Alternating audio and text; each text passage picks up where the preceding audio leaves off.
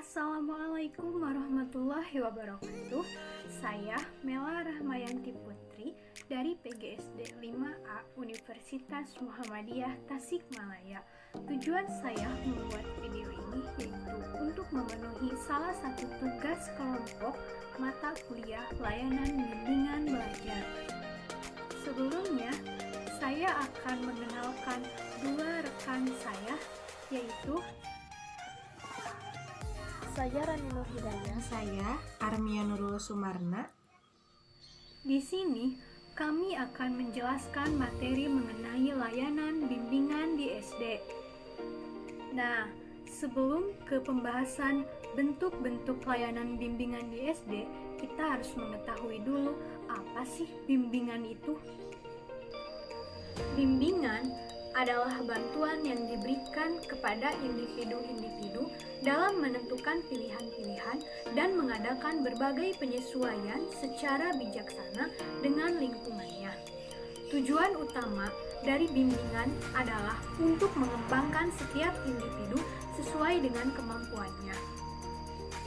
Bimbingan juga dapat diartikan sebagai bagian dari keseluruhan program pendidikan yang membantu menyediakan kesempatan-kesempatan pribadi dan layanan-layanan petugas ahli dengan setiap individu dapat mengembangkan kemampuan-kemampuan dan kecakapan-kecakapannya secara penuh sesuai dengan yang diharapkan.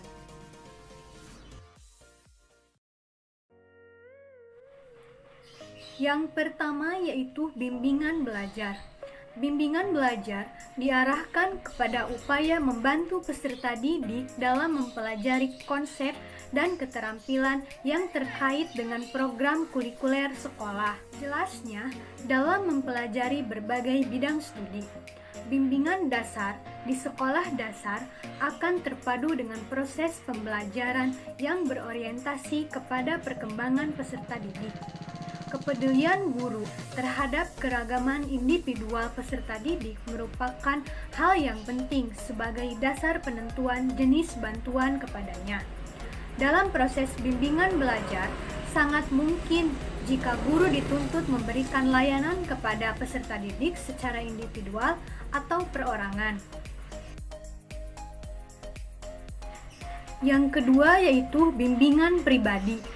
Bimbingan pribadi lebih terfokus pada upaya membantu peserta didik mengembangkan aspek-aspek kepribadian yang menyangkut pemahaman diri dan lingkungan, kemampuan memecahkan masalah, konsep diri, kehidupan, emosi, dan identitas diri. Layanan bimbingan pribadi sangat erat kaitannya dengan membantu peserta didik menguasai tugas-tugas perkembangan sesuai dengan tahap perkembangannya. Dilihat dari sudut bimbingan, proses pembelajaran terutama di sekolah dasar merupakan wahana untuk mengembangkan aspek-aspek kepribadian yang disebutkan tadi. Oleh karena itu, guru di sekolah dasar memegang peran yang amat penting di dalam mengembangkan iklim pembelajaran sebagai wahana perkembangan pribadi peserta didik. Untuk itu, peran guru haruslah bersikap peduli terhadap anak. Peduli mengandung arti memberikan perhatian penuh kepada peserta didik. Kemudian selain peduli, guru juga harus konsisten terhadap membantu peserta didik untuk merasakan konsekuensi tindakan yang dilakukannya. Yang ketiga, bimbingan sosial. Bimbingan sosial diarahkan kepada upaya membantu peserta didik mengembangkan keterampilan sosial atau keterampilan berinteraksi di dalam kelompok. Di dalam kehidupan anak sekolah dasar, kecakapan tersebut adalah kecakapan interaksi dengan kelompok, teman sebaya atau orang dewasa. Peran penting yang perlu dimainkan guru dalam kaitannya dengan layanan bimbingan sosial ialah mengembangkan atmosfer kelas.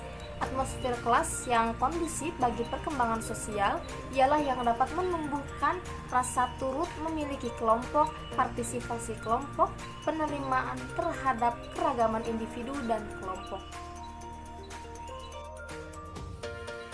Yang keempat, bimbingan karir. Bimbingan karir di sekolah dasar diarahkan untuk menumbuhkan kesadaran dan pemahaman peserta didik akan ragam kegiatan dan pekerjaan di dunia sekitarnya. pengembangan sikap positif terhadap semua jenis pekerjaan dan orang lain, dan pengembangan kebiasaan hidup yang positif. Bimbingan karir di sekolah dasar juga terkait erat dengan upaya membantu peserta didik memahami apa yang disukai dan tak disukai, kecakapan diri, disiplin, mengontrol kegiatan sendiri. Bailey dan Newland 1989 menyarankan program pengembangan kesadaran karir di tingkat sekolah dasar, khususnya di kelas-kelas tinggi, hendaknya dikembangkan secara terpadu dan mencakup hal-hal sebagai berikut, yaitu yang pertama, informasi, yang difokuskan kepada tanggung jawab dan struktur pekerjaan, dan yang kedua, penyediaan waktu dan kesempatan bagi peserta didik untuk membagi pengetahuan tentang dunia kerja dan pengalaman yang diperolehnya dari orang-orang sekitar tentang berbagai pekerjaan. Yang ketiga, kesempatan peserta didik untuk berinteraksi dengan orang-orang yang bekerja di sekitarnya.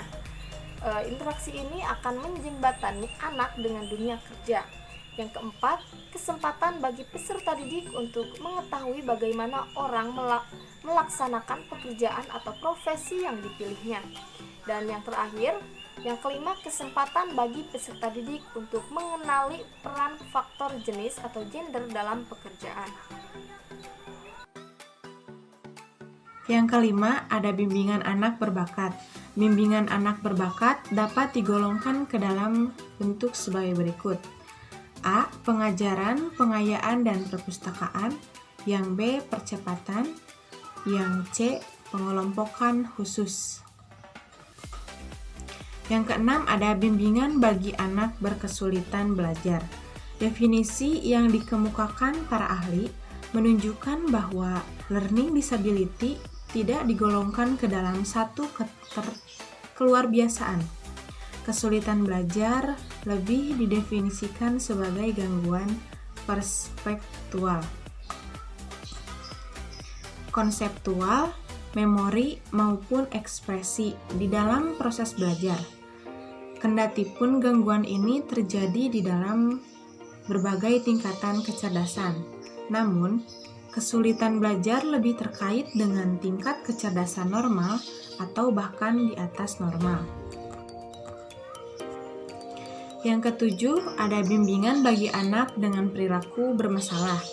Ada beberapa upaya yang dapat dilakukan untuk memperoleh lingkungan belajar yang sehat. Di antaranya ada A. Memanfaatkan pengajaran kelas dengan bahan bimbingan kelompok. Yang kedua, memanfaatkan pendekatan kelompok dalam melakukan bimbingan.